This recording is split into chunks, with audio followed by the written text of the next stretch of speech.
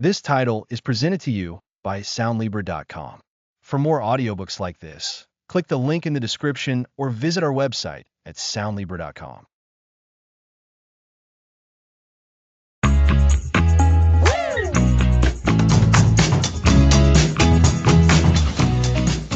Welcome to Lead Without a Title. Leadership is about influence, not just a job title. That's right, Alex. And it's exciting because it means that everyone, no matter their role, has the potential to be a leader. Real quick before we start, we should mention that while we're discussing leadership and professional growth, this is for educational purposes and isn't a substitute for professional career or legal advice. Exactly. This series is all about unlocking that influence from any position. So, to kick things off, what does leading without a title really mean? Great question. At its core, leading without a title means understanding that your influence stems from your actions, your contributions, and your character, not from a hierarchical position. Think about it. Have you ever been in a team meeting where someone, maybe not the loudest or the most senior, offered an idea that completely shifted the direction of the project? That's influence in action. That's leading without a title. I've definitely seen that happen. It's that person who, even without being in charge, inspires others to think differently or to step up their game. It feels like it's about earning respect rather than having it automatically granted because of your job. Precisely. Influence is a currency you earn through consistent demonstration of value. It's about being that reliable person, that thoughtful contributor, that positive force in your workplace. It's about recognizing that you're already a leader because you have the capacity to impact those around you. Your everyday interactions, your problem-solving skills, your willingness to collaborate, these are all leadership traits. So, it's not about commanding people, but about inspiring them. Exactly. Imagine a garden. The gardener, even if they don't own the land or have a formal title of head gardener, can still nurture a section of it, making it flourish. Their dedication, their knowledge, their effort, these are what bring about growth. In the same way, you can cultivate influence in your professional life by focusing on what you can control, your attitude, your work ethic, and how you interact with others. That's a great analogy, Alex. It makes it feel much more accessible. So, if we're all already leaders, what's the first step to developing this influence? The very first step is awareness. It's about shifting your perspective. Instead of thinking, I can't do that because I'm not the manager, start asking, how can I contribute to this situation? Or what positive impact can I make here? This mindset shift is crucial. It's about adopting a proactive approach. You don't wait for permission to be helpful or to offer a good idea. You just do it. So, it sounds like recognizing the leadership potential already within us and then choosing to act on it is the foundation. You've hit the nail on the head, Lisa. The foundation of influence is understanding that you already possess the ability to lead. This isn't some special skill reserved for a select few. It's a capacity that resides in all of us, waiting to be activated. When you show up consistently with a positive attitude, a willingness to help, and a commitment to doing good work, you begin to build credibility. And credibility is the bedrock of influence. I like that. Credibility is the bedrock of influence. It makes sense. When people trust you and respect your contributions, they are far more likely to listen to you and be persuaded by your ideas, regardless of your title. Absolutely. Think about someone you naturally turn to for advice or whose opinion you value at work. Why is that? It's likely because of their track record, their expertise, their integrity. They've earned that position of influence through their consistent actions. We often admire these individuals without realizing they might not have any formal authority over us. They're leading by example, by their character, and by their contributions. It's almost like this series is going to empower us to be more like those people we admire. That's exactly the goal. We want to equip you with the understanding and the strategies to cultivate that kind of impact. This first episode is about planting that seed, recognizing that leadership is not a destination based on a title, but a journey of continuous contribution and influence. It's about understanding that you're already on that path. So, to recap for our listeners, Leadership without a title is about earned influence, not granted authority. It's about recognizing the potential you already have to impact your environment and colleagues. The first step is to shift your perspective and understand that you are already a leader. Precisely. This awareness is the springboard for everything that follows. Next episode, Leading by Example. Your actions speak louder than words. I'm looking forward to that. It's such a powerful concept that you are already a leader. Thank you for laying such a clear foundation, Alex. My pleasure, Lisa. And thank you to our listeners for joining us for this first episode of Lead Without a Title. Remember, the power to influence is already within you. Start recognizing it, start nurturing it.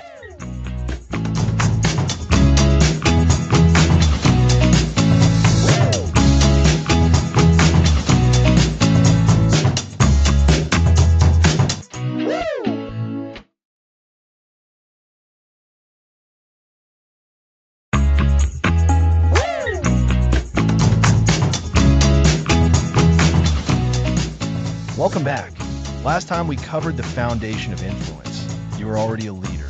Today, let's tackle leading by example. That's right, Alex. It's such a fundamental concept, isn't it? If you want to see certain behaviors or a certain work ethic, the most effective way to encourage that is to embody it yourself. It's like they say, actions have more impact than intentions. Exactly, Lisa. Think about it. How often have you been inspired by someone who does what they preach rather than just telling you what to do? This isn't about being perfect, but about striving to be the person you'd want to follow. Leading by example means your daily conduct, your work ethic, and your overall attitude become a blueprint for others. It's about setting a standard through your own behavior. So, it's about consistency. If you're advocating for something, you need to be seen practicing it. If you're talking about collaboration, you need to be an active collaborator yourself. It's not enough to just say it. Precisely. And this is especially critical when you don't have a formal title. When you're leading without a title, others are looking to you not for directives, but for inspiration. They see your commitment, your dedication, and how you handle challenges. These everyday actions build credibility and, crucially, trust. Trust is the bedrock of influence, and leading by example is one of the most direct routes to building it. That makes so much sense. I've seen this in action. When a colleague consistently goes the extra mile, not because they have to, but because they genuinely care about the quality of their work or the success of the team, it's infectious. Other people start to step up their own game. Absolutely. Let's break down some of the key components. First, there's your work ethic. Are you the one who shows up on time, prepared, and ready to contribute? Do you consistently put in the effort and produce quality work? When people see your dedication, they're more likely to mirror it. It's not about working yourself into the ground, but about demonstrating a strong, reliable commitment to your responsibilities. And this also ties into how you treat people, right? Your attitude. If you're always positive, even when things are tough, that can lift the whole team. Or if you're the person who's willing to lend a hand, even if it's not strictly your job. You've hit on another crucial point: integrity and attitude. Leading by example means demonstrating honesty, fairness, and respect in all your interactions. It's about being dependable and keeping your commitments. If you say you're going to do something, you do it. This builds a reputation for integrity. And your attitude? A positive, proactive, and resilient attitude can be incredibly influential. When you face setbacks with a solution-oriented mindset instead of complaining, you show others how to navigate difficulties constructively. So it's really a threefold approach: your work ethic, your integrity, and your attitude. These are the pillars of leading by example when you don't have a formal position of authority. Exactly. Let's elaborate on integrity. This is where your words and actions align perfectly. If you advocate for ethical practices, you don't cut corners. If you believe in transparency, you communicate openly. This consistency is what makes your example powerful. It's not about being a perfect paragon of virtue. It's about making a conscious effort to live up to your values every day. And this builds what we call credibility, doesn't it? People trust you because they've seen you in action, and your actions are consistent with your words. Precisely. Credibility fuels influence. When you lead by example, you're not asking people to do something you wouldn't do yourself. You're demonstrating the way forward. Imagine a project where deadlines are tight. If you're the one staying a little later, double-checking your work, and offering to help a colleague who's struggling, that sets a clear message about the importance of commitment and teamwork. It's far more effective than simply announcing a new, stringent deadline policy.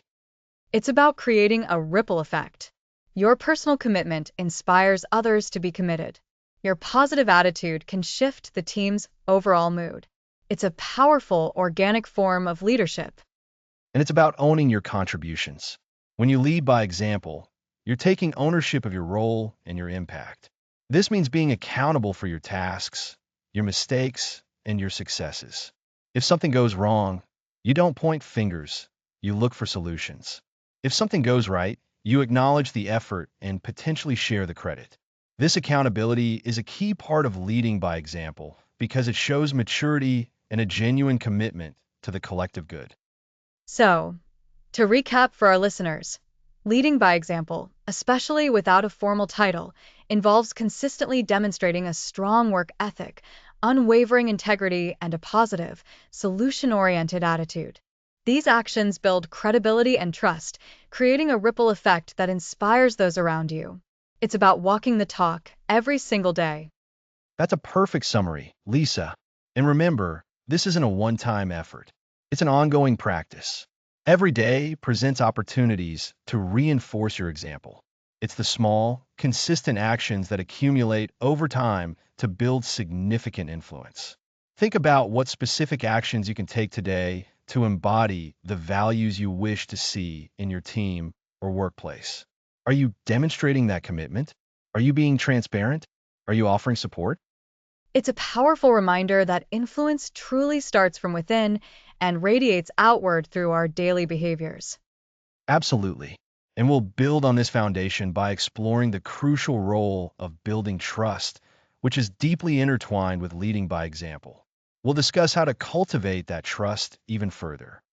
Looking forward to it. Great. So, in summary, we've explored how your actions are your most potent leadership tool. By demonstrating a strong work ethic, unwavering integrity, and a positive attitude, you establish credibility and inspire those around you.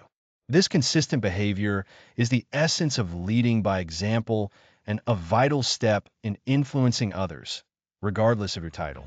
Thanks for listening.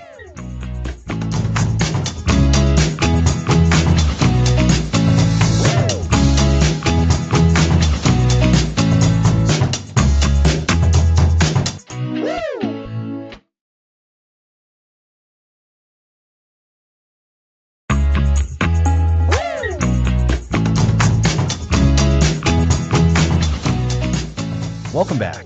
Last time we covered leading by example. Now, let's tackle building trust. Absolutely, Alex. If you want anyone to listen to your ideas or follow your lead, even without a formal title, they need to trust you. Trust is the currency of influence. Without it, your words tend to fall on deaf ears. Exactly. And what fosters trust? It's a combination of consistent behaviors, which we can break down into key components.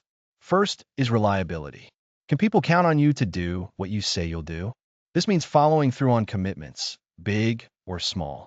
If you promise to deliver a report by Friday, you deliver it. If you say you'll help a colleague, you show up and help. So, it's about consistency. If you're reliable most of the time, but then drop the ball unexpectedly, that can erode trust quickly. It's the steady, predictable nature of your actions. Precisely. Imagine a colleague who always overpromises and underdelivers. Over time, you learn not to rely on them. Conversely, someone who quietly and consistently meets their obligations, even on challenging tasks, builds a reputation for reliability. This makes others more inclined to listen when they voice an opinion or suggest a new approach. That makes perfect sense. Reliability is about showing up and doing what you said you would do. What's another key ingredient in this trust recipe? Honesty. This might seem obvious, but it's multifaceted. It's about telling the truth, but also about being transparent. When things go wrong, are you upfront about it? Do you own your mistakes rather than deflecting blame? Honesty also means being genuine in your interactions. People can sense insincerity. If you're always trying to manipulate situations, it doesn't take long for that to be noticed. I think transparency is really powerful, especially in a team setting. If a project hits a snag and leaders or colleagues are upfront about the challenges and what's being done to address them, it prevents speculation and anxiety. It shows respect for everyone's intelligence and their stake in the outcome. Absolutely. And when you admit you made a mistake, it's disarming. It shows humility and reinforces your integrity. People are more likely to trust someone who is imperfect but honest than someone who projects an air of flawlessness but might be hiding something. This leads us to the third key component: competence. Competence? So, it's about being good at what you do? In large part, yes. People trust those they believe have the skills and knowledge to handle situations effectively. This doesn't mean you need to be the absolute expert in everything. It means demonstrating a solid understanding of your responsibilities and contributing meaningfully. It's about showing capability, learning, and a willingness to tackle challenges with skill.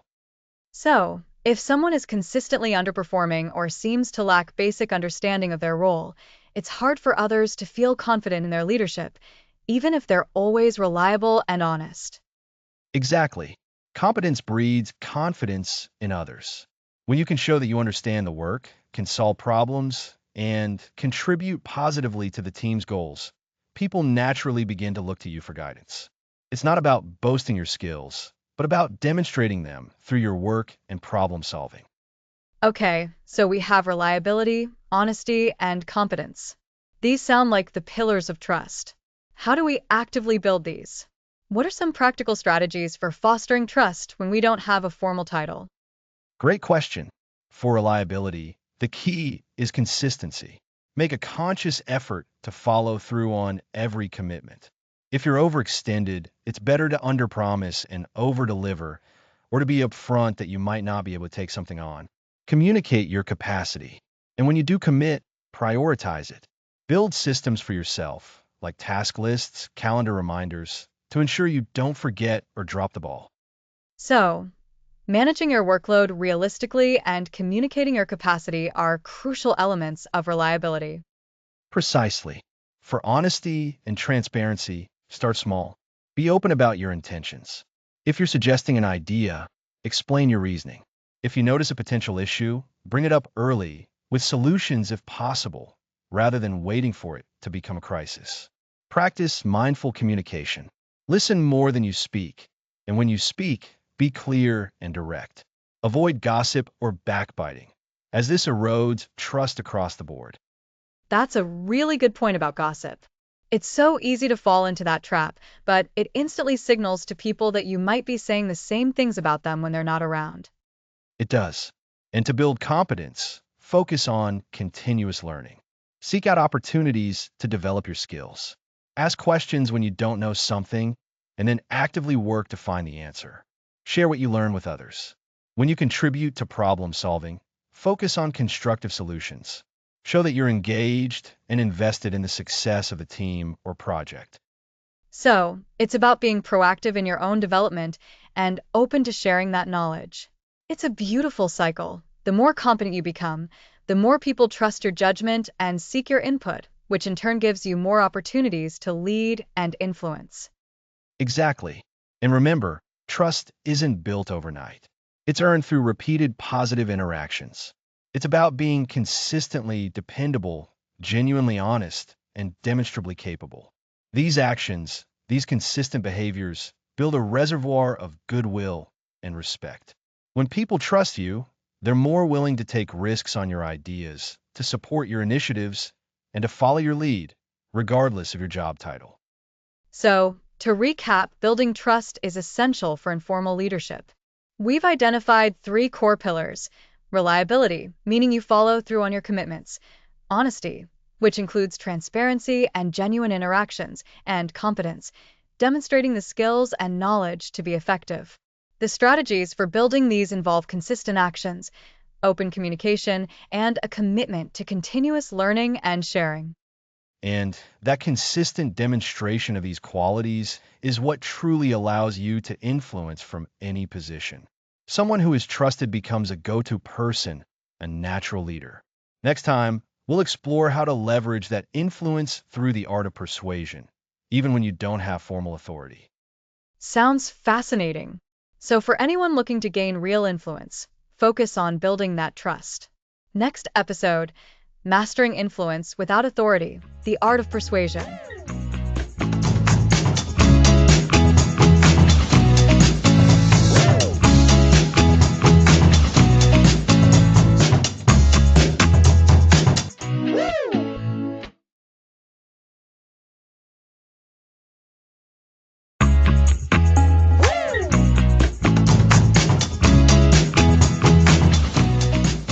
Welcome back to Lead Without a Title. Last time, we explored the vital role of building trust.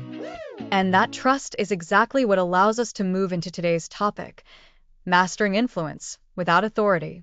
How do we get people to see our point of view, even when we don't have a formal title? Precisely, Lisa. This episode is all about equipping you with the tools to navigate those scenarios effectively. It's the art of persuasion. So, we've built trust. Now, how do we translate that into actively shaping opinions? You mentioned persuasion. What does that look like in practice? At its heart, persuasion is about understanding others and then presenting your ideas in a way that connects with their needs. It's not about manipulation, it's about collaboration. A key technique here is active listening. Active listening. What makes it active when it comes to influencing others?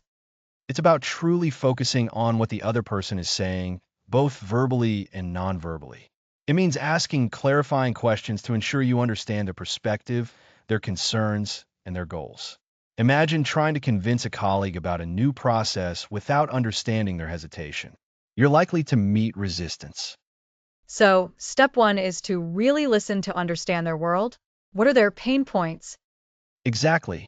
You need to understand their motivations. Are they driven by efficiency, by innovation, by minimizing risk?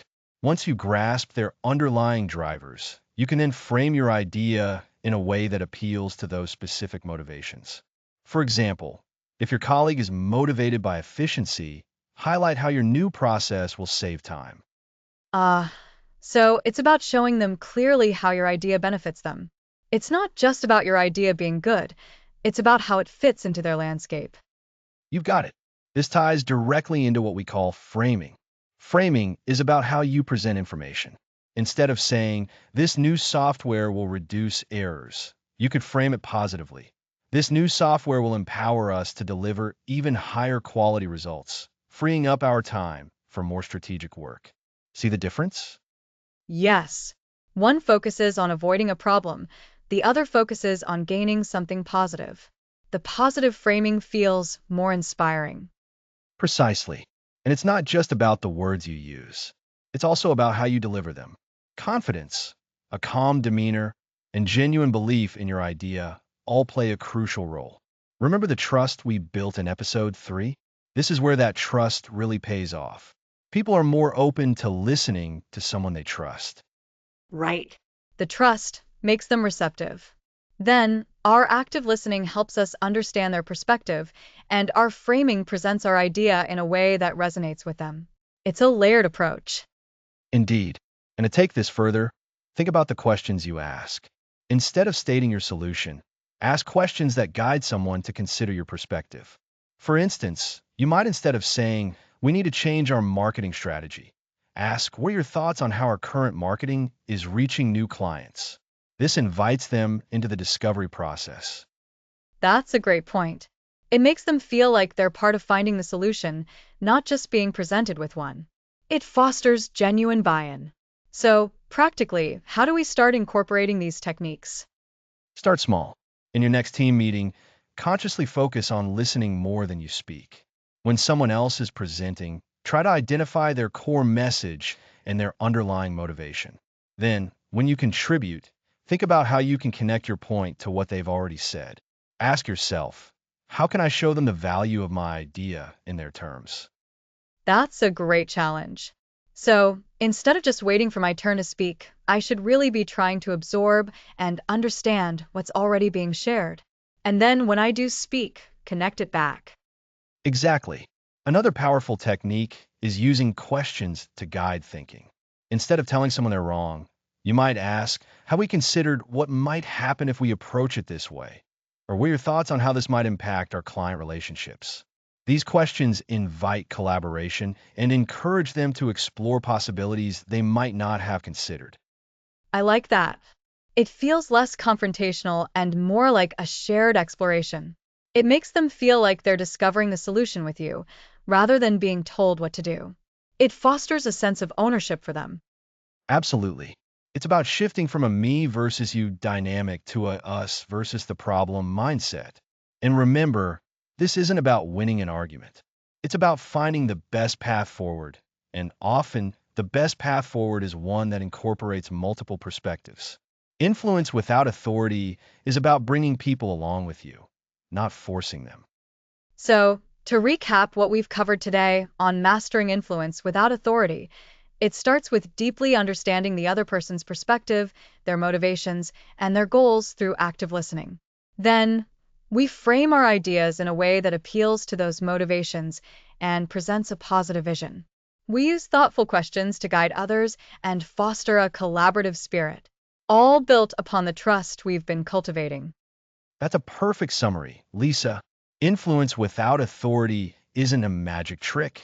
It's a skill built on empathy, clear communication, and strategic presentation. When you can do that, you become an invaluable asset to any team, regardless of your title. Your ideas gain traction, and you can drive positive change from wherever you are. It really empowers us to be leaders in our everyday roles. It's about making a difference through connection and collaboration. Indeed. And it perfectly sets us up for our next episode, where we'll delve into a crucial aspect of leadership, whether formal or informal, servant leadership. We'll explore how prioritizing the needs of others can actually be the most powerful path to gaining influence and inspiring your peers. Looking forward to that one. Next episode, servant leadership, serving others to gain influence.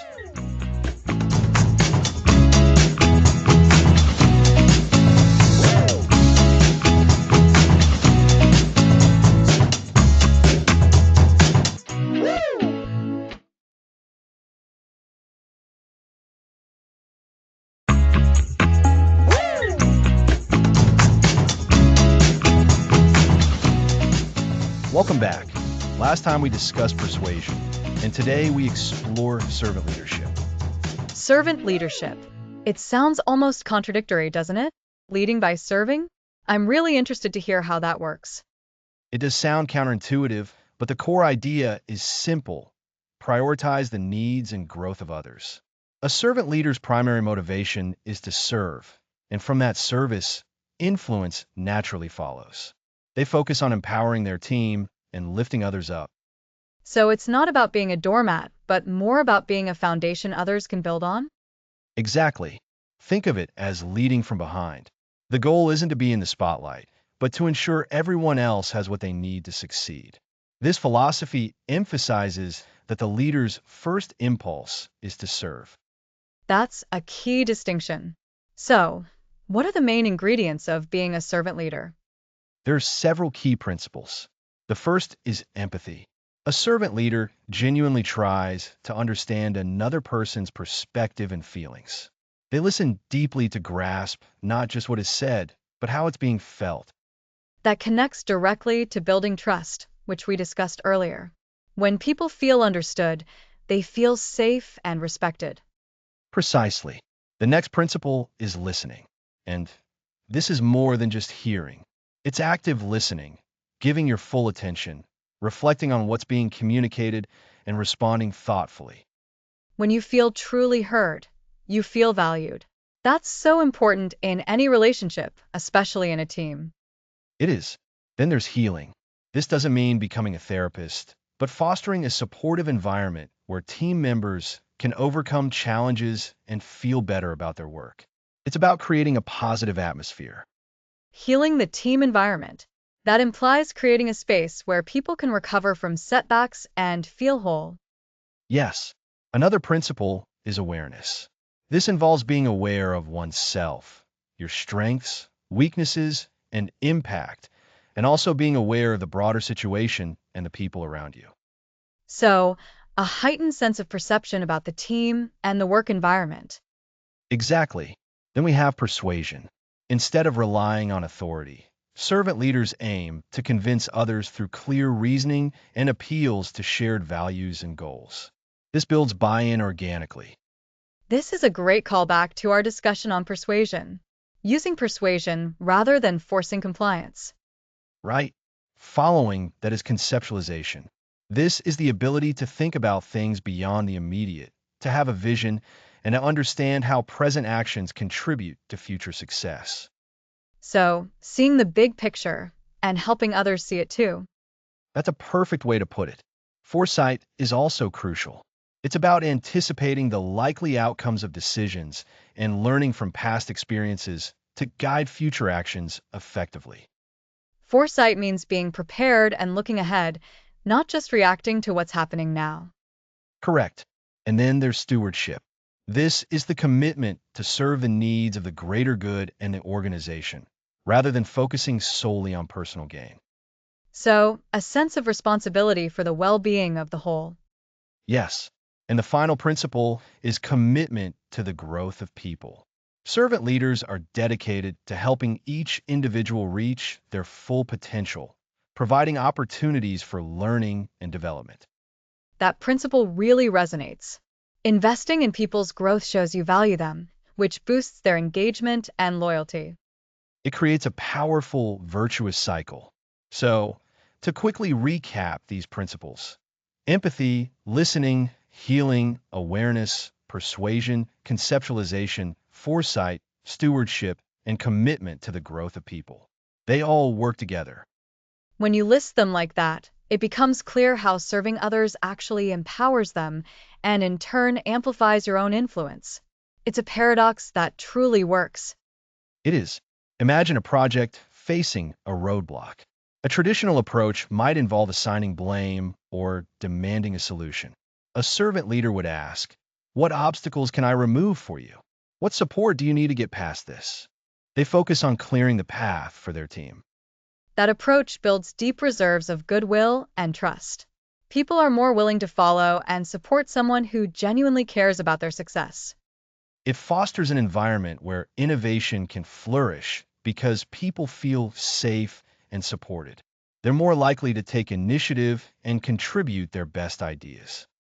So, servant leadership is really about proactively enabling others to achieve their best, which ultimately benefits the entire team and organization. That's it. It's a philosophy of influence built on genuine care and a commitment to the success of others. It's a testament to the idea that true leadership is often about service, not just authority. Remember how we talked about leading by example and building trust? Servant leadership is a practical, powerful way to demonstrate those qualities.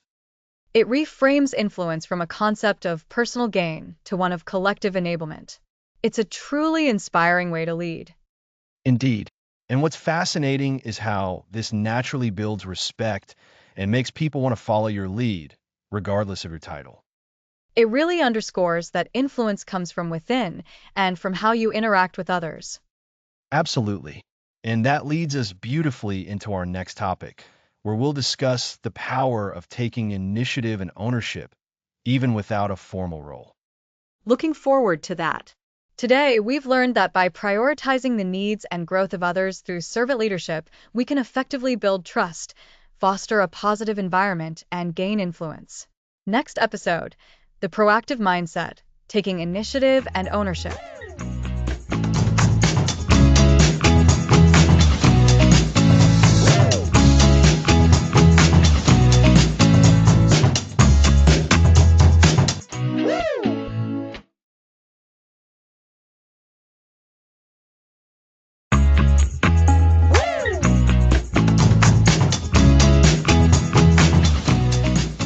Welcome back to Lead Without a Title.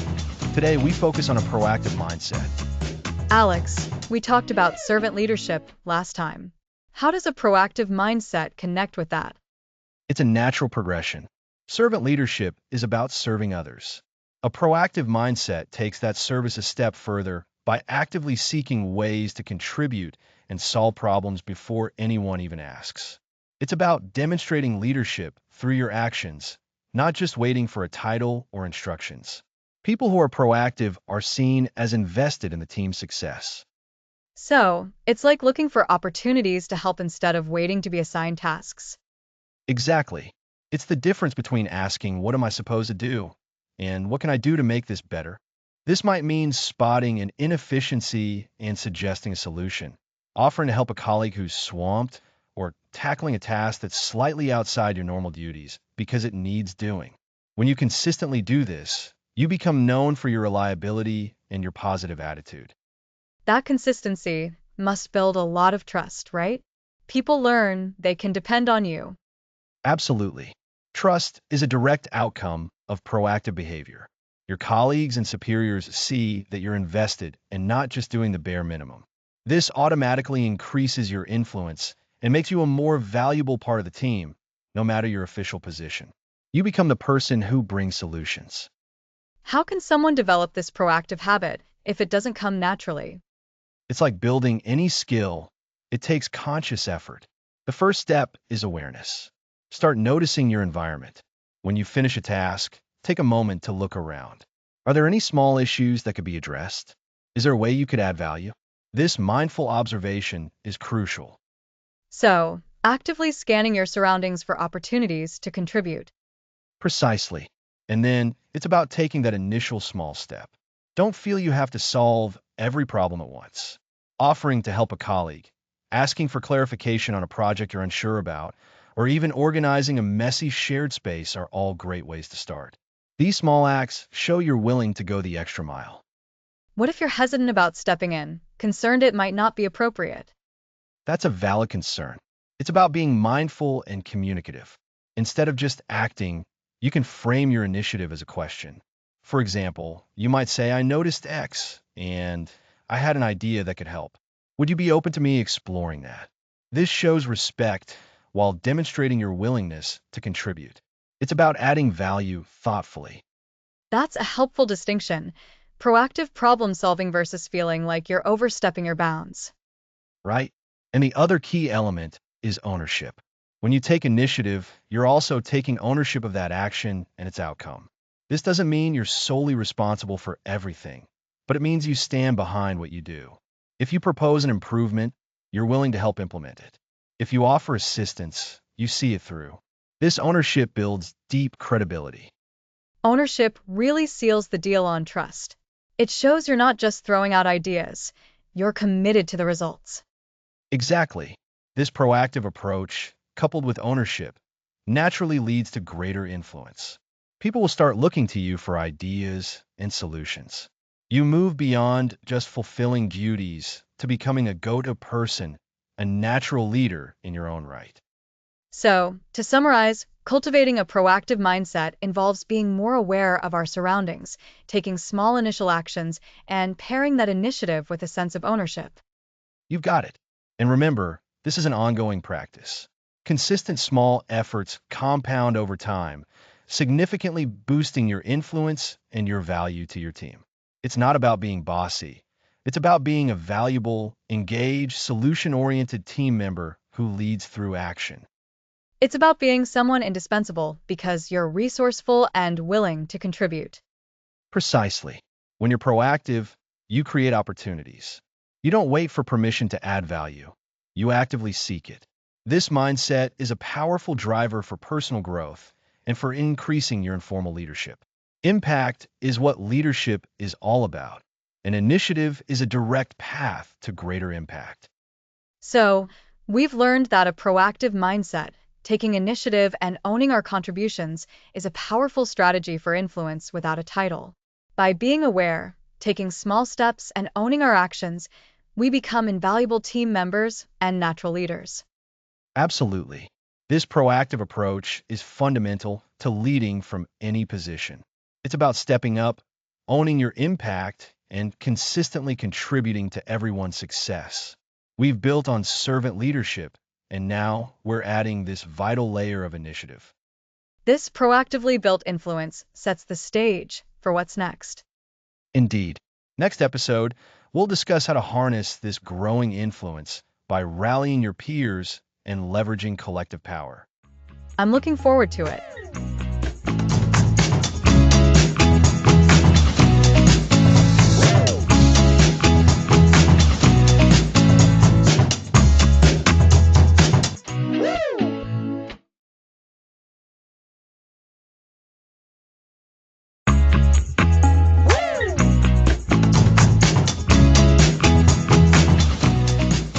Welcome back. Last time, we explored the proactive mindset, how taking initiative leads to leading without a title. Now, we delve deeper into accountability without authority. Accountability without authority. That phrase makes you think. We usually associate accountability with having a formal role. But you're saying we can be accountable even without official power? Exactly, Lisa. It's a powerful way to show leadership potential from any position. What makes you trust someone? Their reliability, right? When they say they'll do something, they do it. And if something goes wrong, they don't shy away. That makes sense. We've talked about building trust since episode 1, and this feels like a direct extension. If I can count on you, even if you're not my boss, I'll respect you more and likely follow your lead. Precisely. Accountability without authority means voluntarily taking ownership of your tasks, commitments, and even your mistakes. It's about saying, "This is mine. I will see it through." So, it's not waiting to be told what to do or waiting for someone else to fix a problem if you see it. It's about stepping up. That's the core. Let's break it down. First, owning your commitments. When you say you'll do something, you do it. It's about managing your workload, communicating your capacity, and following through. If you commit to delivering a report by Friday, you do what it takes to meet that deadline. And if you realize you can't meet the deadline, what does accountability look like then, especially without formal authority? Great question. Accountability doesn't mean perfection. It means integrity. If you realize you're going to miss a deadline, the accountable thing to do is communicate this proactively. You don't hide. You inform the relevant people as early as possible, explain the situation briefly, and suggest a solution or a revised timeline. So it's owning the problem and the solution, not just the task. Instead of, oops, I missed it, it's more like, I'm hitting a roadblock here on X, and to get back on track, I propose we do Y, which should get me to Z by this new date. Exactly. You demonstrate foresight and problem solving. You show you're still in control, even if things didn't go as planned. This builds immense credibility. People see you as reliable and someone who takes their responsibilities seriously. And what about owning mistakes? That can be harder if you're worried about perceptions. How do you do that without authority? Owning mistakes is a sign of strength and maturity. It's about recognizing when something you did had a negative impact. The accountable approach is to acknowledge your part without making excuses. Focus on what you learned and how you'll prevent it from happening again. So, no finger pointing. No, well, he didn't give me the information. It's more like, I see that my part in this process led to the issue. I should have followed up more assertively. Going forward, I'll make sure to.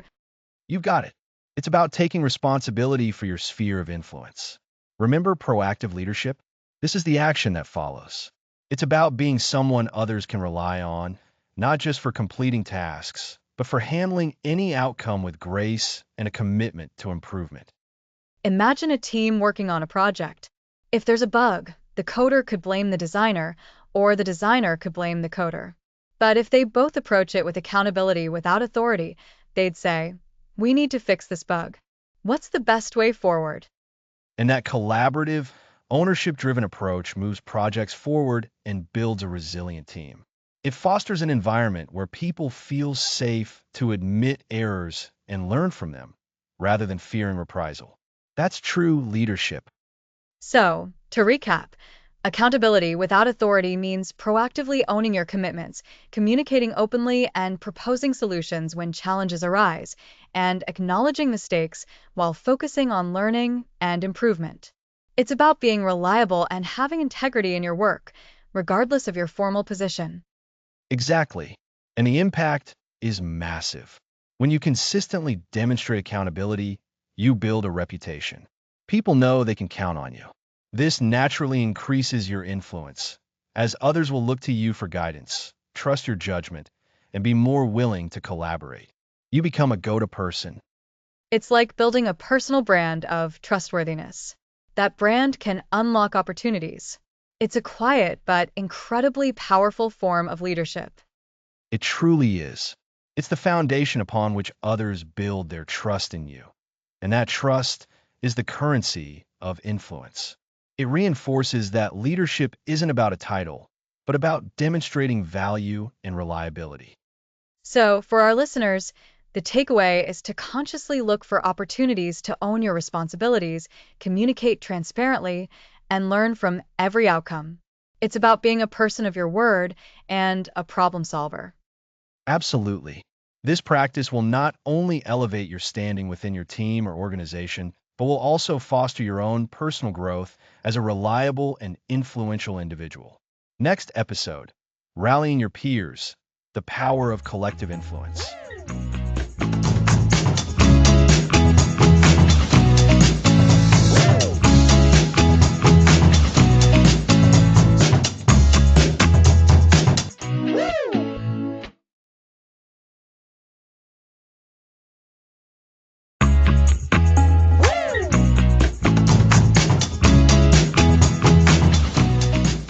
Welcome back to Lead Without a Title.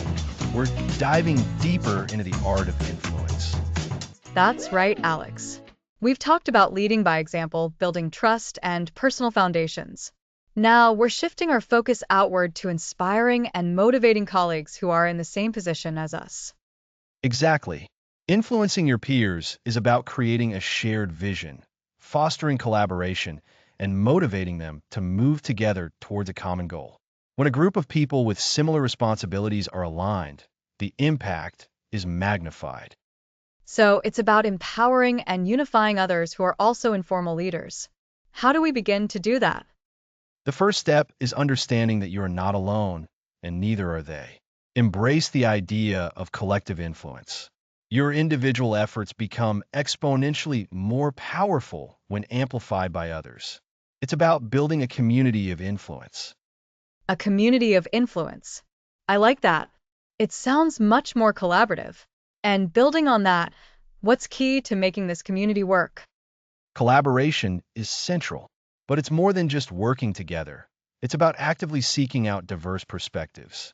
When you rally your peers, you're looking for complementary skills and viewpoints. Imagine building something complex.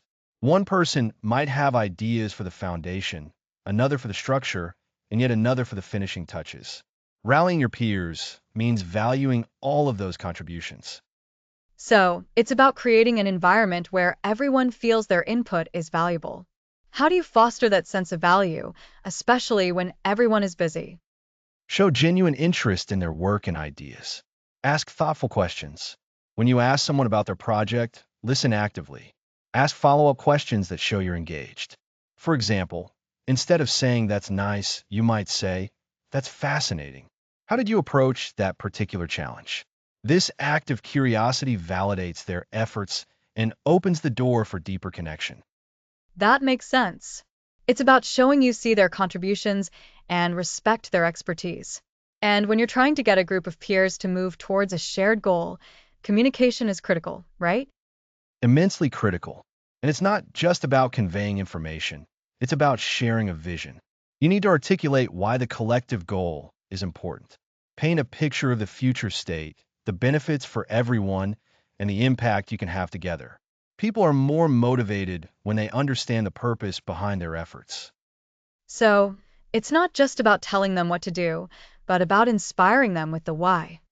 What does that look like in practice? It often involves facilitating discussions. You might bring a few peers together, not to dictate a plan, but to brainstorm. Start with a clear objective, but allow for flexibility. Pose questions like, given our shared goal of X, what are some innovative ways we could approach this? Or what potential obstacles do you foresee? And how can we tackle them as a team? This sounds like it requires a lot of proactive effort. You have to actively create the space for this kind of collaboration. Absolutely. And that brings us to initiative. Remember how we talked about taking initiative earlier in the series? Rallying your peers is a prime example of that. You might be the one to suggest the team meeting, to propose the collaborative project, or to initiate the conversation about a shared challenge. You become the catalyst. So, you're not waiting for someone else to organize or lead. You're stepping up to facilitate. And what happens when there are differing opinions or even conflicts within the group? That's where mastering influence without authority becomes crucial. You need to be able to navigate disagreements constructively. This means listening empathetically to understand the other person's perspective. Find common ground. Focus on the shared objective rather than personal stances. Sometimes it's about finding a compromise, and other times it's about finding a solution that serves the collective interest better than any individual suggestion. It's like being a conductor of an orchestra, Alex. You're not playing every instrument, but you're guiding everyone to play their part in harmony. That's a perfect analogy, Lisa. You're drawing out the best from each individual to create something greater than the sum of its parts. And this ability to rally your peers builds your credibility not just as an individual contributor, but as someone who can foster team success. This reinforces the trust we discussed earlier. People trust you because you help them achieve what they couldn't on their own. And that trust then fuels more collaboration and more willingness to be rallied in the future. It creates a positive feedback loop. So, to recap, rallying your peers is about 1. Recognizing the power of collective influence and building a community. 2.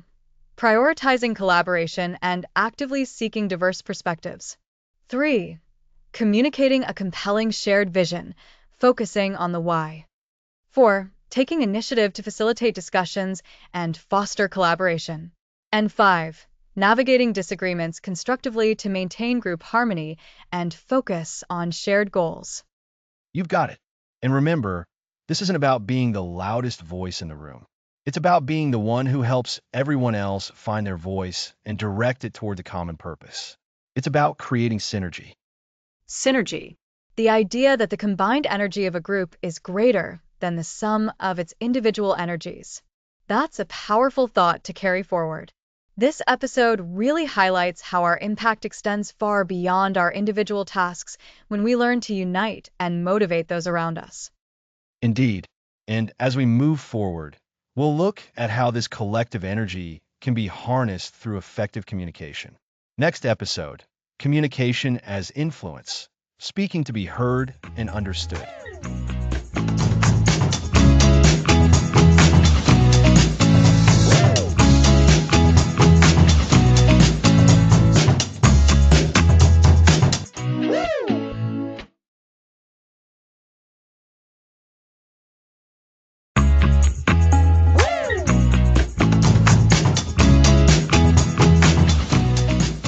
Welcome back to Lead Without a Title. Last time we covered rallying your peers. Now let's tackle episode 8, mentoring naturally. That's right, Alex.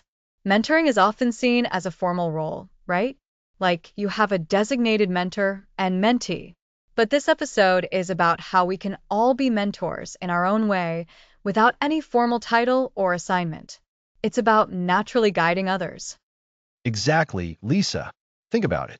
We've all benefited from someone who shared their knowledge, offered a helpful tip, or simply gave us a different perspective when we were stuck. That's natural mentorship in action. It's not about having a title. It's about having something valuable to share and the willingness to share it. So, it's less about having all the answers and more about being a helpful guide. It's about empowering someone else. Precisely. And it's a powerful way to build influence. When you help others grow, when you contribute to their success, you naturally become more respected and influential within your team or organization. People see you as someone who uplifts them, not just someone who does their own job. This ties back beautifully to our discussions on servant leadership and leading by example. When you serve by sharing your expertise, you're inspiring others. I can see that. So, what are some of the key ingredients to being a natural mentor? It can't just be about dispensing advice. You're right. It's much more nuanced. First, they're sharing your knowledge and skills. This is the most direct form. If you're skilled in a particular software, or you have a knack for problem solving, or you understand a certain process inside and out, that's a valuable resource for others. It's about identifying what you know that could be useful and making yourself available to share it. So, if I'm really good at organizing project timelines and I see a colleague struggling with theirs, I can offer some of my strategies? Absolutely. But it's not just about saying, here's how I do it. It's about understanding their challenge first. It's about asking questions like, what part of the timeline feels most difficult for you? Or what have you tried already? This helps you tailor your advice and ensures it's relevant to their specific situation. It's about collaborative problem solving, not just dictating a solution. That makes a lot of sense. It's about listening as much as talking. Exactly. And that leads to another key element, offering constructive feedback. This is a delicate art, isn't it? We're not talking about criticism here. Constructive feedback is about providing specific, actionable insights that help someone improve. It's often best delivered in private and with genuine care for the person's development. How do you deliver feedback constructively without sounding critical or like you're correcting them? It's about framing. Instead of saying, you did this wrong, you might say, I noticed that when X happened, perhaps if we approached Y the next time, it might lead to Z outcome. You focus on the situation and potential outcomes, not on judging the person. And crucially, you always tie it back to a positive intention, helping them succeed or improve. I'm sharing this because I believe you can achieve even greater results. That sounds much gentler and more encouraging. It's like pointing out a path forward. Precisely. And another vital aspect is providing support and encouragement. Sometimes what someone needs most isn't a technical tip or feedback on a task, but simply to know that you believe in them. When a colleague is facing a tough challenge or feeling overwhelmed, a few words of encouragement can make a world of difference. That's the human element, isn't it? Knowing someone's got your back, even in a small way. It is.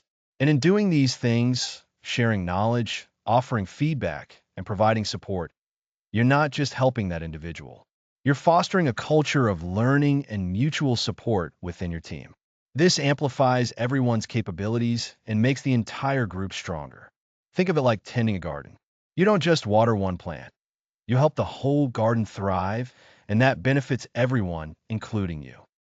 So, when we're mentoring naturally, we're essentially looking for opportunities to help others grow. It's about being observant and proactive. Yes, proactive observation is key. You have to be aware of what's happening around you. Who is struggling with a new tool? Who seems a bit lost on a particular project? Who might benefit from hearing about a past experience you had? It's about noticing those moments and stepping in, not necessarily to solve their problem for them, but to guide them towards finding their own solution. It sounds like it requires a certain mindset, one of generosity and a genuine interest in others' success. Absolutely. It's about shifting your focus from just your own tasks to how you can contribute to the collective success. And when you do that, you naturally build stronger relationships. People are more likely to trust and collaborate with someone who has shown they care about their growth and well-being. This builds a reservoir of goodwill that's invaluable for influence. So, to recap for our listeners, natural mentorship is about informal guidance. It involves three main pillars: sharing your knowledge and skills, offering constructive feedback, and providing support and encouragement. And the foundation for all of this is being proactively observant and having a mindset of generosity. That's a perfect summary, Lisa. By engaging in these practices, you're not just helping individuals. You're actively contributing to a more skilled, supportive, and collaborative environment. This, in turn, significantly boosts your own influence and leadership presence, even without a formal title. You become the go-to person, the trusted advisor, the one who helps others navigate and grow. It's a powerful form of influence because it's earned through genuine contribution and care. It's not about authority, but about being a valuable resource. Exactly. And it's something we can all practice starting today. Look for those opportunities to share, to support, to guide. Even the smallest act of mentorship makes a difference, both for the person you're helping and for your own journey of leadership. It really embodies the idea of lead without a title because you're leading by empowering others. You've got it. Next episode, we'll be discussing communication as influence. We've talked about what to share and how to guide, but next time, we'll explore how to speak to ensure your message is heard, understood, and acted upon. That's a great topic. So, for episode 9, we're discussing communication as influence, speaking to be heard and understood. Looking forward to it.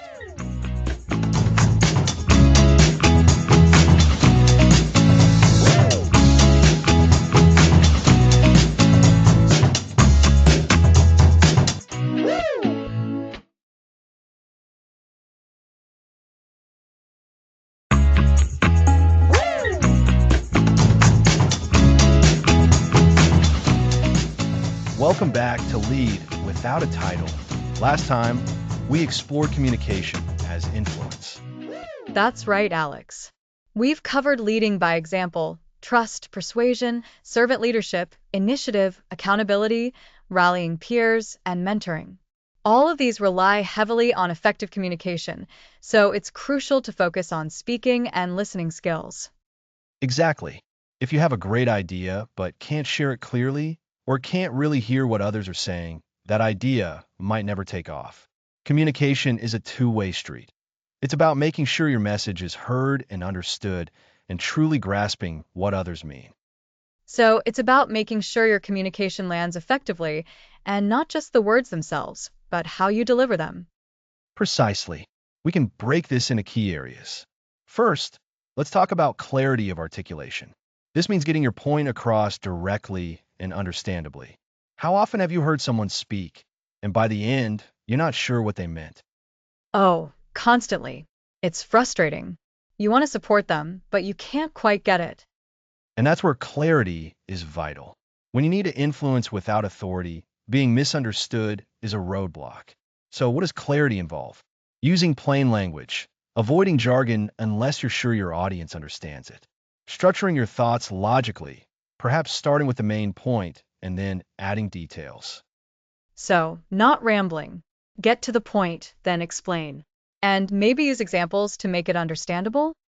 Excellent point, Lisa. Examples connect abstract ideas to something concrete the listener can picture. Remember when we talked about rallying your peers? You needed to communicate your vision.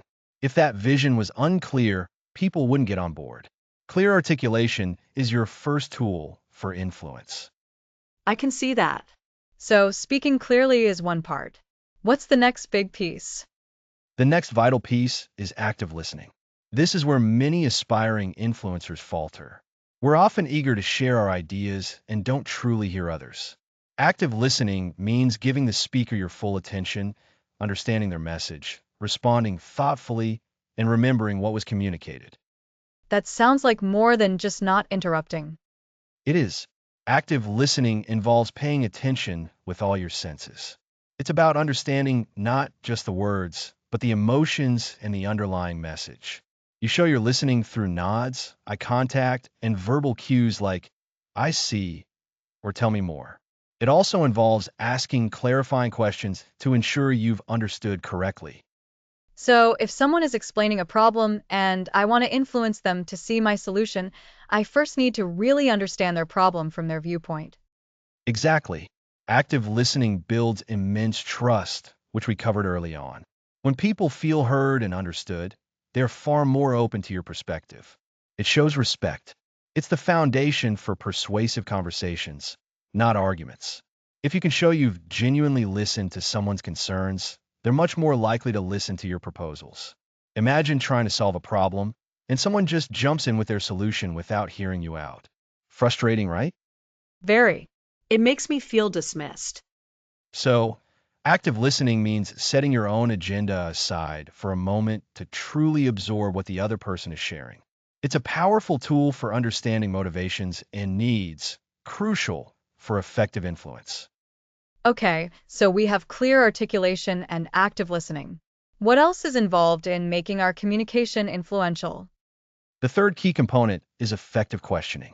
The right questions can guide a conversation, uncover information, and lead people to their own conclusions, which is far more powerful than simply telling them what to think. That's a great point. Instead of saying, you should do this, you ask a question that makes them think, maybe I should do this. Precisely. Open-ended questions are your best friend here. Questions starting with what, how, or tell me about encourage detailed responses. For instance, instead of asking, are you happy with the current process? Which can be a simple yes or no. Try asking, what aspects of the current process do you find most challenging? This invites them to elaborate. And that elaboration gives you valuable insight into their perspective, which you can then use to frame your own ideas. Exactly. Effective questioning also involves probing gently to understand underlying assumptions or priorities. It's about guiding the conversation, not controlling it.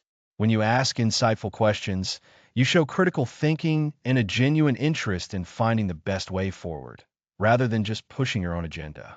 This is a hallmark of informal leadership. So, speaking clearly, listening actively, and asking insightful questions. It feels like these three work together almost in a loop. You listen to understand, you ask questions to clarify and explore, and then you articulate your idea clearly, perhaps informed by what you've learned. You've nailed it, Lisa. That's the synergy. And to make this loop even more effective, we need to consider adapting your communication style. People receive information differently. Some are visual, some are auditory, some prefer hands-on learning. So it's not a one-size-fits-all approach. Correct. Think about presenting an idea to your technical colleagues versus explaining it to someone in marketing. You'd likely use different language, different examples, and perhaps a different level of detail. Recognizing your audience, their background, their priorities, their preferred communication style, allows you to tailor your message for maximum impact. This connects back to building trust, doesn't it? When you make the effort to speak someone's language, they feel more valued. Absolutely. It demonstrates empathy and respect. It shows you're not just focused on getting your message out, but on ensuring it's received and understood by them. Whether you're using an analogy they'll grasp, a story that resonates with their experience, or simply a more direct or more descriptive approach, tailoring your message makes influence far more likely. So, to recap for our listeners, to communicate as influence, we need to be clear in our articulation, using plain language and logical structure. We must practice active listening, giving our full attention and understanding the speaker's perspective. We should employ effective questioning to guide conversations and uncover insights. And finally, we need to adapt our communication style to suit our audience. That's a perfect summary, Lisa. These are not just soft skills. They are fundamental leadership tools that allow you to guide, persuade, and inspire without needing a formal title. In essence, mastering communication means making your voice a powerful, positive force in any environment. Our next episode will tackle navigating conflict and challenges. It's a natural outgrowth of all the influence and communication skills we've been discussing, as often these situations require the most skillful leadership. Looking forward to it. Next episode, navigating conflict and challenges, leading through adversity.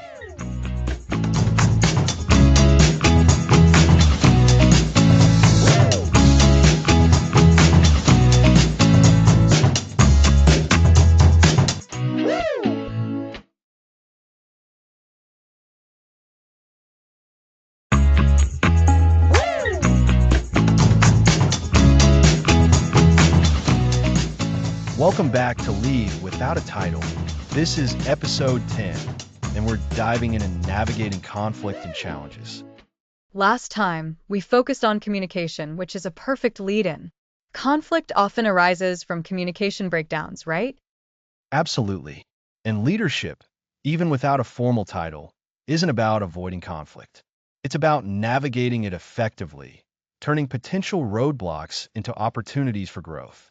Think of it like being the steady hand on the tiller during a storm. A storm? Huh? That sounds daunting when you don't have a boss to report to. How do you lead through challenges without that authority? It's about influence, not authority. When conflict arises, an informal leader doesn't point fingers. Instead, they focus on understanding, de-escalating, and finding solutions. The first step is attitude. We need to approach conflict proactively, not reactively. Proactive. So, you're trying to diffuse disagreements before they get heated?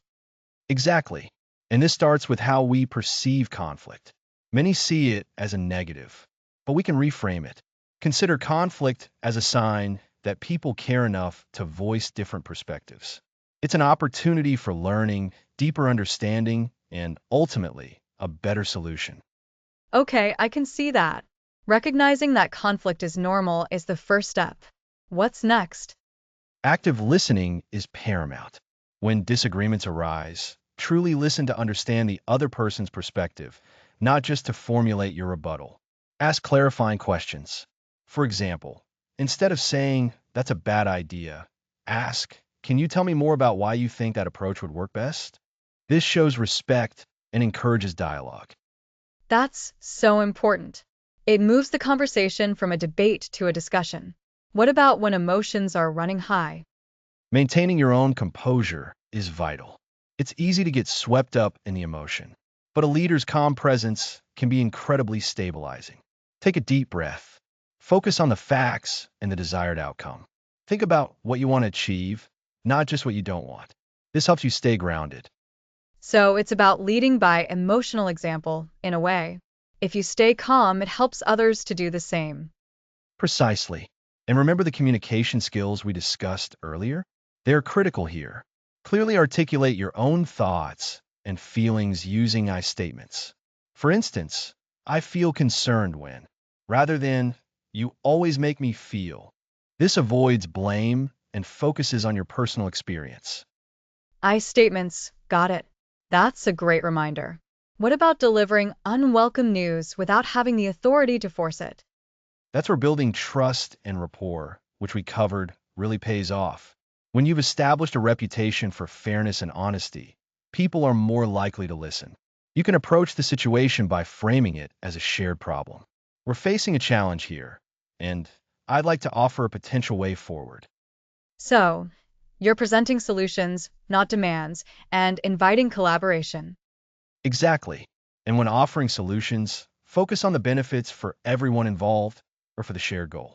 Explain why a particular course of action is necessary or beneficial. Connect it back to the bigger picture, to the team's objectives. This is really practical.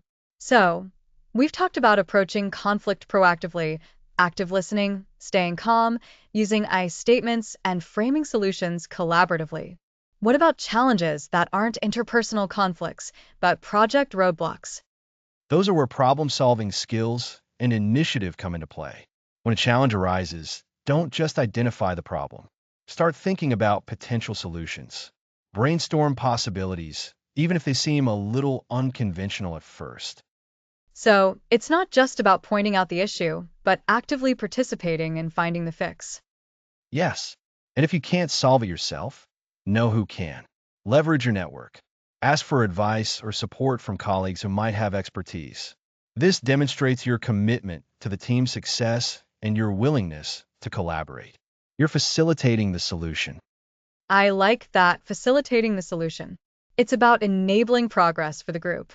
And how do you handle situations where criticism is directed at you, perhaps unfairly? This tests our resilience. First, try to separate the feedback from your personal identity. Is there any truth to it? If so, acknowledge it. If the criticism is completely unfounded, you can calmly address the facts. Again, focus on objective reality rather than an emotional back and forth. You might say something like, "I understand you feel that way, but my understanding of what happened is." This requires a lot of self-control. It's easy to get defensive. It absolutely is. But a defensive reaction often escalates the situation and undermines your credibility. A leader who can absorb criticism, process it, and respond thoughtfully, even if it's to disagree respectfully, builds immense respect. It shows you're secure and focused on improvement.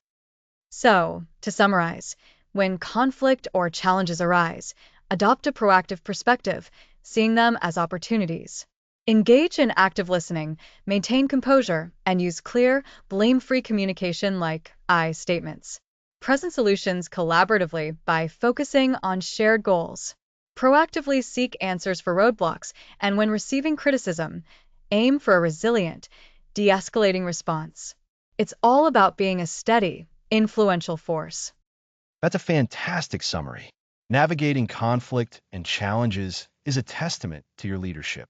It's in these difficult moments that your influence truly shines, demonstrating your commitment and problem-solving ability. These are the moments that build deep trust and elevate your standing, regardless of your title.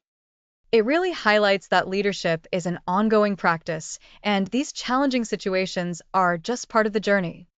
Next episode, cultivating an everyday leadership mindset.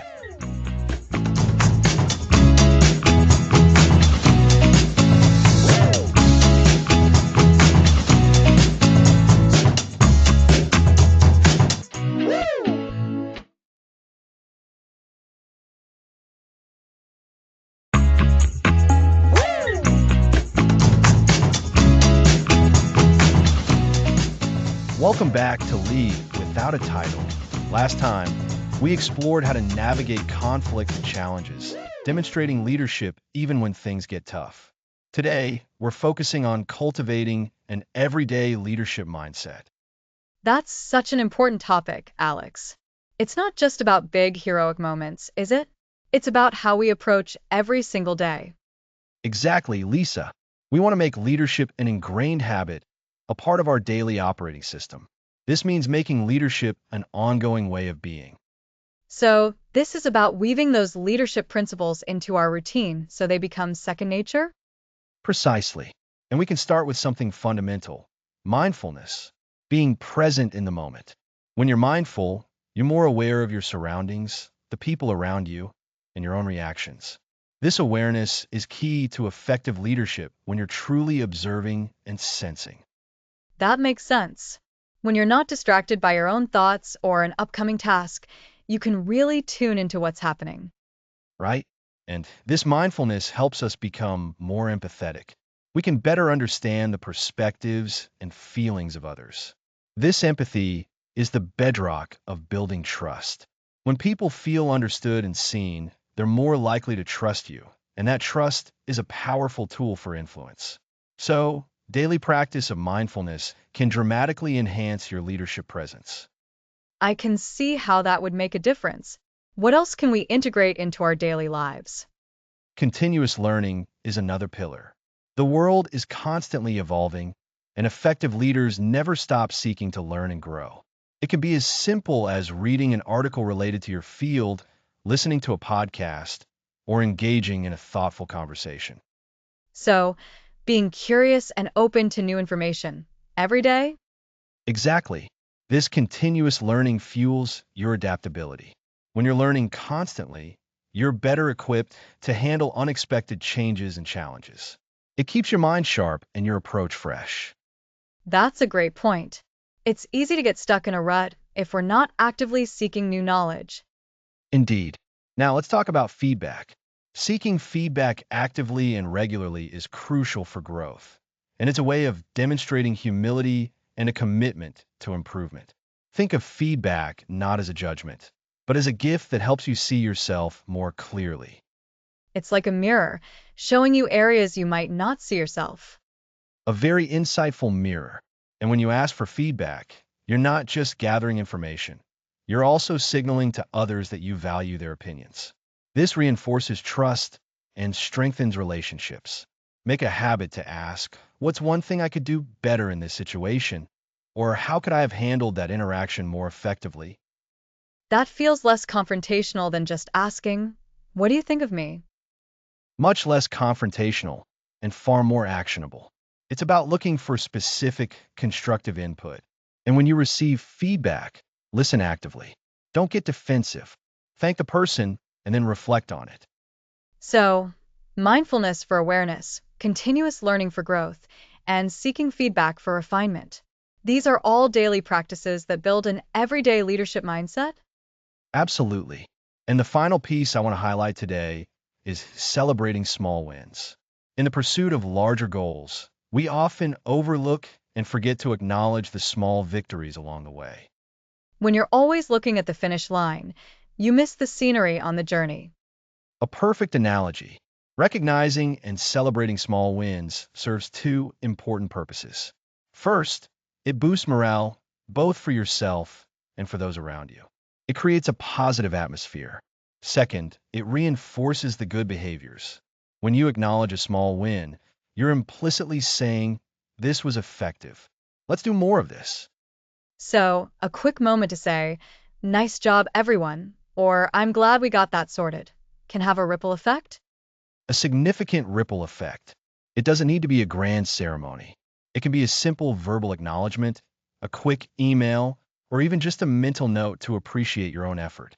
This practice helps build momentum and creates a culture of appreciation. It sounds like all these practices, mindfulness, continuous learning, seeking feedback, and celebrating small wins, are about intentionality. They're about consciously choosing to lead in our interactions day in and day out. You've summarized it beautifully, Lisa. Cultivating an everyday leadership mindset is about being intentional. It's about recognizing that leadership isn't a title you hold, but a set of behaviors and attitudes you embody. By making these practices a regular part of your life, you're not just improving yourself. You're consistently influencing and inspiring those around you, even without a formal position of authority. So, to recap for our listeners, to cultivate an everyday leadership mindset, we should focus on daily practices like being mindful to enhance awareness and empathy, committing to continuous learning to stay adaptable and informed, actively seeking feedback to foster growth and humility, and celebrating small wins to build morale and reinforce positive actions. These everyday habits compound significantly over time, making leadership a natural, ongoing way of engaging with the world. Precisely. And as we move to our final episode, we'll be looking at your leadership legacy, how to continue influencing and inspiring long after our series concludes. That sounds like a perfect way to wrap things up. Next episode, your leadership legacy, continuing to influence and inspire.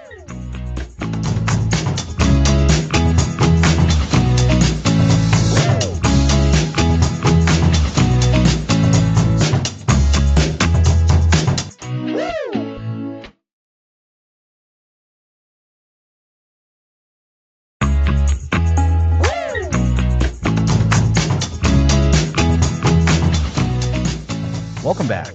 This is the final episode of our series, Lead Without a Title. And today, we're wrapping it all up by discussing your leadership legacy. Throughout this series, we've built on the idea that leadership isn't about a formal position. It's about consistent action, integrity, and genuinely wanting to uplift others. We started with the foundation, realizing that you are already a leader simply by virtue of being present and interacting with others. That's right. We talked about how your actions, your daily habits, speak volumes. Leading by example is so crucial. It's not just what you say, but what you do that really earns respect and builds trust. Precisely. And building that trust is the cornerstone. Without trust, genuine influence is nearly impossible. We explored how honesty, reliability, and consistency in your actions are what build that bedrock of trust with your colleagues and peers. Then we moved into mastering influence without authority. This felt so powerful, Alex. Learning the art of persuasion, understanding different communication styles, and finding common ground without needing a title to back you up. Absolutely. And that naturally led us to the concept of servant leadership. The idea that true influence often comes from putting the needs of others first, supporting them, and empowering them to succeed. This isn't about being a doormat. It's about strategic service that benefits everyone. As we ventured further, we discussed the proactive mindset. Taking initiative, identifying opportunities, and owning your responsibilities without being asked. That proactive approach is a powerful signal of leadership. And hand in hand with that is accountability without authority. It's about taking ownership of your contributions and your commitments, even when there's no one formally overseeing you. It demonstrates responsibility and reliability. Then we looked at the power of rallying your peers, how to harness collective influence, build consensus, and move a group forward together. It's about recognizing that you're part of a team and your ability to inspire and unite others amplifies your impact. We also delved into mentoring naturally, guiding others, sharing your knowledge, and helping them grow without being in a formal mentorship role. It's about generously sharing your expertise and experience. Communication, as we discovered, is a vital tool for influence. Speaking to be heard and truly understood is an art form. We covered how to articulate your ideas effectively and listen actively to foster connection and understanding. And when challenges arise, as they inevitably do, we explored navigating conflict and difficulties. This is where informal leadership often shines, stepping up to find solutions, mediate disputes, and guide your team through adversity with grace and resilience. Then, in the previous episode, we focused on cultivating an everyday leadership mindset. These were those daily practices, those small, consistent habits that embed leadership into your routine, making it a natural part of who you are. And that brings us to today, to your leadership legacy. What is it you want to be remembered for? What lasting impact do you want to have on the people around you, on your workplace, on your community? It's a big question, Alex. Thinking about legacy feels like the ultimate culmination of everything we've discussed. It's about taking all those principles, leading by example, building trust, persuading, serving, being proactive, accountable, rallying others, mentoring, communicating effectively, navigating conflict, and practicing leadership daily, and weaving them into something that continues to give back. Exactly. Your legacy isn't just about what you achieve for yourself. It's about the positive ripple effect you create. It's about the people you've empowered, the improvements you've helped implement, the culture you've helped shape. It's about inspiring others to then pick up the mantle and lead in their own ways. So, how do we actively build this legacy, especially when we're not in a formal leadership role? It starts with recognizing that your actions today are laying the groundwork for tomorrow. It's about consistency. If you've consistently acted with integrity, if you've consistently supported your colleagues, if you've consistently sought to improve things, that reputation, that positive impact will endure. It's about intention then. Being intentional about the kind of influence you want to have. Not just influencing for the sake of it, but influencing for good. Precisely. Think about the people who have influenced you positively in your life. Chances are, they weren't necessarily your bosses. They were people who consistently demonstrated certain qualities, wisdom, kindness, a strong work ethic, a willingness to help. That's the kind of influence that builds a lasting legacy. It's built on authentic connections and genuine contributions. So, it's about continuing the practices we've discussed even after this series is over. Applying the servant leadership mindset, remaining proactive, holding ourselves accountable, and always communicating with respect and clarity. Yes, and also actively seeking opportunities to pass on what you've learned. Share your insights, mentor new team members, advocate for positive change. Your legacy grows when you empower others to step up and lead.